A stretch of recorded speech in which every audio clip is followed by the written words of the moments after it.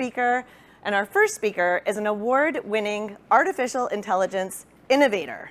She is renowned for her pioneering work in AI data, technology ethics, safety, risk management, and competitive vigilance.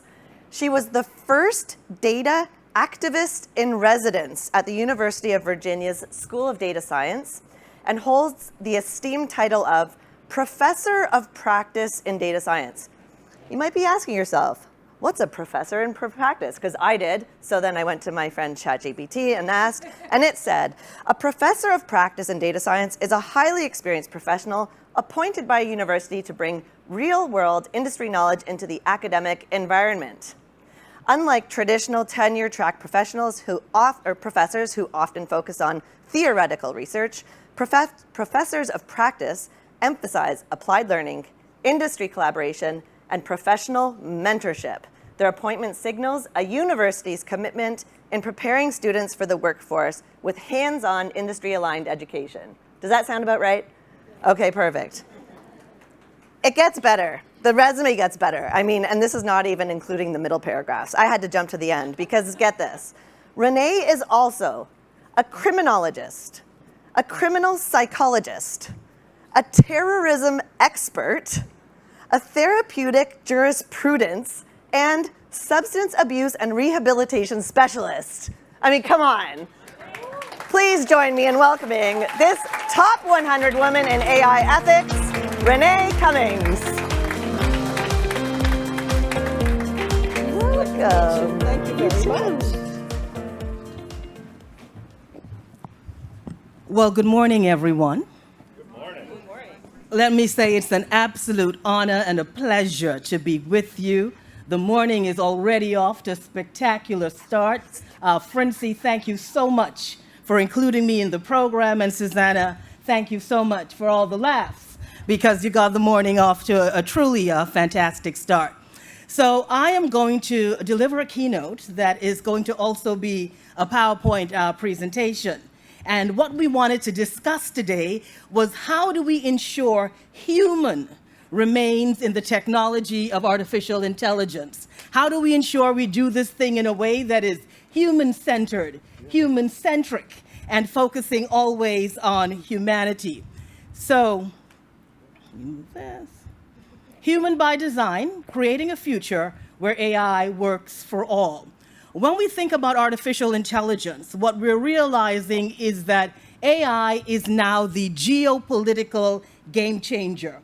Every country in the world is deploying national AI strategies. Most countries have them already. Some countries are trying to figure them out. These strategies are looking at ways in which we could ensure this technology is responsible, this technology is safe, this technology understands what it means to be human. It's about getting the right balance between humanity, innovation, and safety.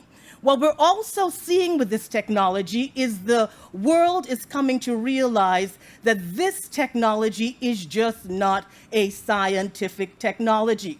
It is considered to be a socio-ecological, economic type of technology, a technology that has extraordinary social impact on the ways in which society is developing. I am just back from Doha, where the conversation was AI at the intersection of humanity. And Doha released what is called the Declaration of Doha, looking at ways in which we need to think about how this technology impacts things like agency, autonomy, self-determination, self-identity, democracy, questions around distrust, questions around the ways in which this technology can also deceive. So we know that AI can do extraordinary things. We know that AI has the power to reinvent, reimagine, and reposition just about every business model. But we also know that this technology can do some very dangerous things. So to ensure we are able to build a technology for all of us, we have got to ensure that humanity stays at the center, and we have got to ensure humanity by design is the ways in which we begin to build this technology. So it's more than automation. We know that this technology can automate for efficiency, it can automate for effectiveness, it can automate for excellence. This is what this technology can do. Many of us have somehow made ChatGPT the center of AI. It is not the center of AI. There is much more to the technology than ChatGPT, but if ChatGPT is the way you enter into the space of AI and start to engage with the technology, that's fine. What a human-centric and a humanist and a humanity or a human-centered approach to AI really speaks to is how do we move beyond just the automation? How do we ensure we do what is considered collective intelligence, where we get the best of the machine to work with the best of the human mind to come together to give us what is going to be the best of this technology? So when we think about VR, virtual reality, or augmented reality, or the ways in which we can design and deploy this technology to really transform in real time that kind of intellectual experience we're going to have, we know for us to get the maximum benefit or to optimize intelligence, that technology has got to work in sync with humanity.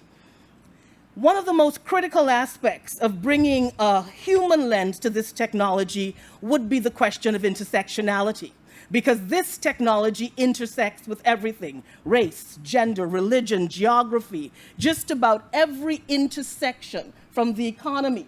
When we think about education, when we think about our financial future, just everything we are thinking about, we have got to think about this human lens when it comes to the trajectory of this technology. So what we need to do if we want to build human by design AI, we have got to understand how interdisciplinary technology it needs to be, and we have got to stretch the interdisciplinary imagination. And that is probably my primary requirement of my data science students at UVA, is how do we stretch the interdisciplinary imagination of this technology? It means that every discipline, criminology, criminal psychology, education, social work, every discipline in this world is now being impacted by this technology and now has to play a leading role in the ways in which we are thinking about designing. The other thing we need to think about is the question of access. And access is very important if you want to build a technology that's human by design. When we think about access, we're thinking about access to the technology, access to the resources, to play with the technology, to participate in the technology, but we're also speaking about representation and about voice and about visibility and about accessibility, which is so critical. So if we're building AI that works for everyone, we have got to think about equity by design that complements a human-centered approach to this technology. We have got to ensure that all voices are in there. We've got to ask ourselves, not who's at the table, but how many seats at the table are available for those who need to be at the table. Usually it's just one. One is not enough. If we are building AI that works for everyone, we have got to ensure that we really deploy sophisticated stakeholder engagement programs. We need to think about AI and data literacy. I'm a data scientist, a critical data scientist. There is no AI without data. When we think about the challenges of bias and discrimination and questions around explainability and questions around the black box or questions around the ways in this technology can really destroy or undermine legacies, we're talking about historical data sets that usually create spaces of underrepresentation and misrepresentation of high needs, vulnerable, minoritized communities. So building AI that works for everyone needs to ensure that we are having those conversations, we're deploying programs that really upskill individuals, we're thinking about AI and of course data literacy, and we're thinking about voice, visibility, representation, access. We've got to think about all of that. The power and responsibility of AI. And what I want you to think about is sustainable AI, resilient AI, the environment. We're talking about humanity. And when we use ChatGPT, we're not thinking about the extraordinary amount of compute power that requires an extraordinary amount of energy and water that's being utilized for us to ask a prompt. What color should I put in my hair, right? So when we're thinking about this technology and thinking about our prompts, we're not thinking about how much water just went into that prompt, how much energy just went into that prompt, how many more data centers need to be built to support all those prompts that we are prompting. So we have really got to think about responsible AI. We've got to think about the environment. Because we can't eat algorithms, can we? But we can use them to optimize. We can use them to become more efficient. We can use them to reimagine our business models. But we still have got to live in this world. So what I always speak about is how do we embrace an approach to AI that is resilient, that is sustainable, that respects the environment, that respects the shared experiences of all of us in this environment, and that also lifts up things like ancestral AI. And when we think about our native communities as well, and that kind of ancestral knowledge that we need to bring into the design when we're talking about a human-centered approach to AI.